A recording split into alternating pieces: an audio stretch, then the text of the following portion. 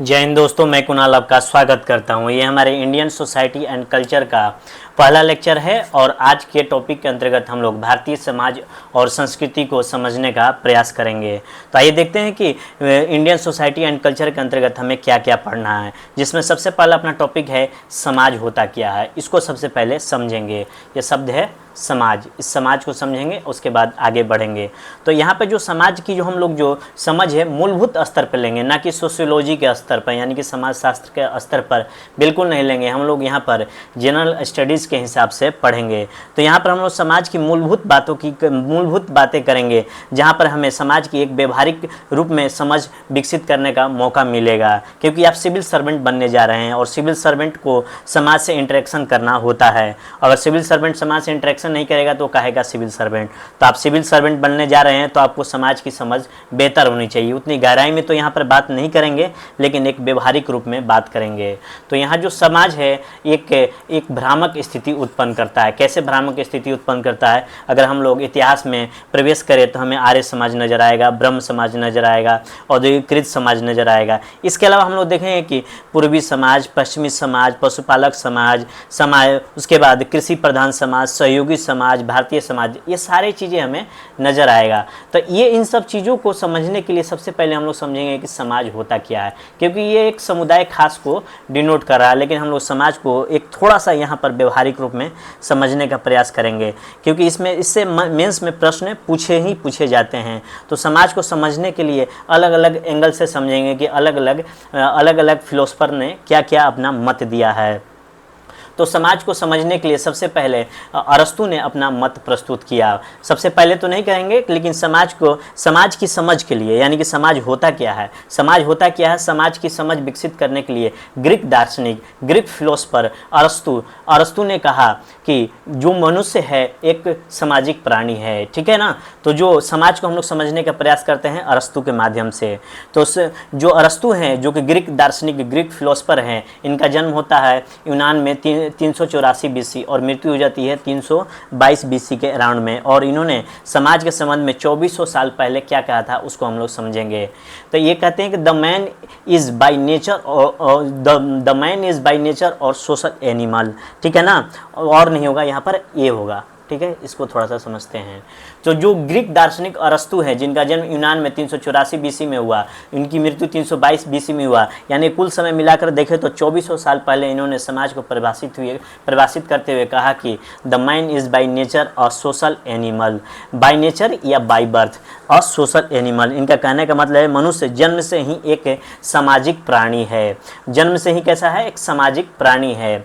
जो मनुष्य है अपनी प्रवृत्ति से ही, मनुष्य जन्म से ही एक सामाजिक प्राणी है। इसका मतलब क्या हुआ? ये कहना क्या चाहते हैं कि मनुष्य जब जन्म लेता है तो उसका लालन पालन परिवार करता है। उसके बाद जैसे ही ये बढ़ता है तो ये नौकरी के तलाश में, शिक्षा के तलाश में आगे बढ़ता है, तो उसका इंटरेक्शन समाज के साथ होता है। यानी कि मनुष्य समाज में ही पलता है, बढ़ता है, पढ़ता है, जीवन की यात्राएं पूरी करता है और समाज में ही समाप्त हो जाता है, यानी कि इसकी मृत्यु हो जाती है। तो ये क्या हुआ? इसका पूरा का पूरा समय समाज में ही गुजरा है। यानी कि मनुष्य जन्म से ही एक सामाजिक प्राणी है, स्वभाव से ही एक सामाजिक प्राणी है। बाय बर्थ यानी कि जन्म से ही हम समाज के सदस्य हो जाते हैं। और ये जो समाज है ये अनौपचारिक समाज है, यानी इनफॉर्मल सोसाइटी है। इसका कोई अध्यक्ष नहीं होगा, कोई उपाध्यक्ष नहीं होगा। इस समाज में शामिल होने के लिए कोई रजिस्ट्रेशन नहीं भरना पड़ेगा। आप जन्म लिए, आप खुद स्वतः समाज के हिस्से हो जाएंगे। यानी कि इसका कोई मूर्त रूप भी नहीं है, यानी कि हमें कोई मूर्त रूप भी दिखाई नहीं देगा।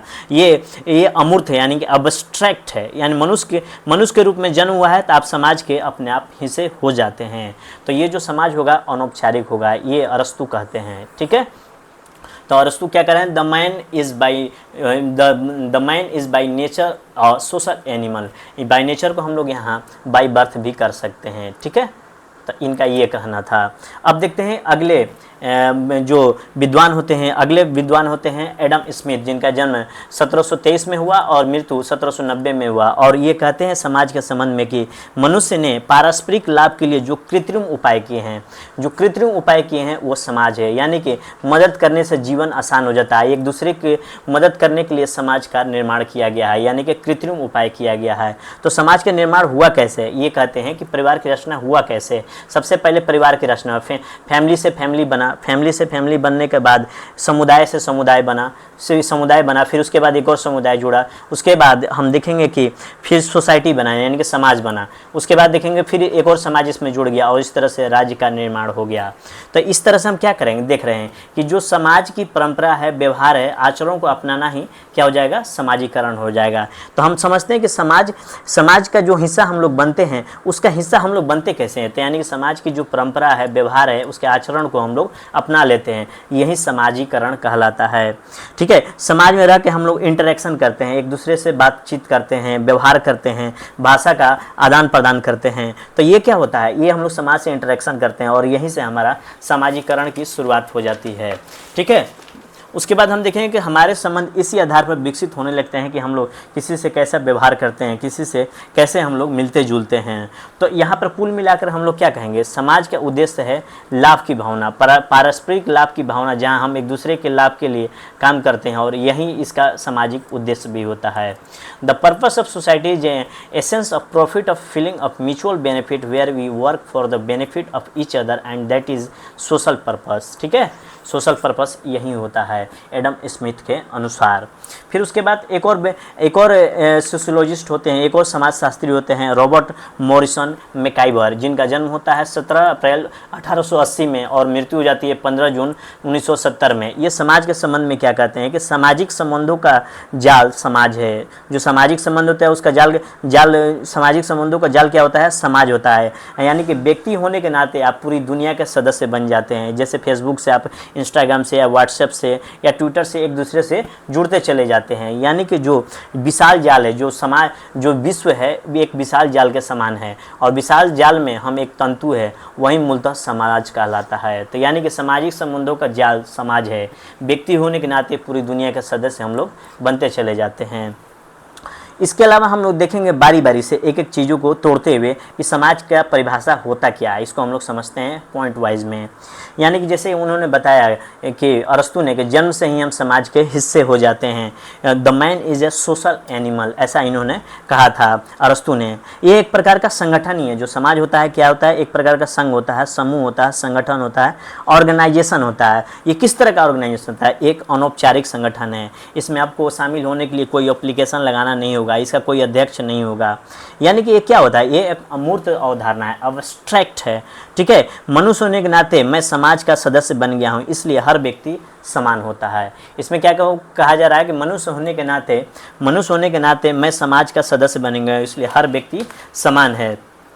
उसके अलावा देखेंगे विचारों के स्तर पर सभी समान होते हैं। समाज में क्या होता है कि विचारों के स्तर पर सभी समान होते हैं। सामाजिक हित के लिए हमको काम करना होता है, क्योंकि हमें अपने समाज को आगे बढ़ाना होता है, कल्याण के लिए काम करना होता है। परस्पर निर्भर, इससे क्या होता है कि परस्पर निर्भरता बनी हुई है तो परस्पर लाभ के लिए काम करना है, सबके लिए मूल्य एक समान होते हैं। ठीक है ना, ये समाज के अंतर्गत होते रहता है।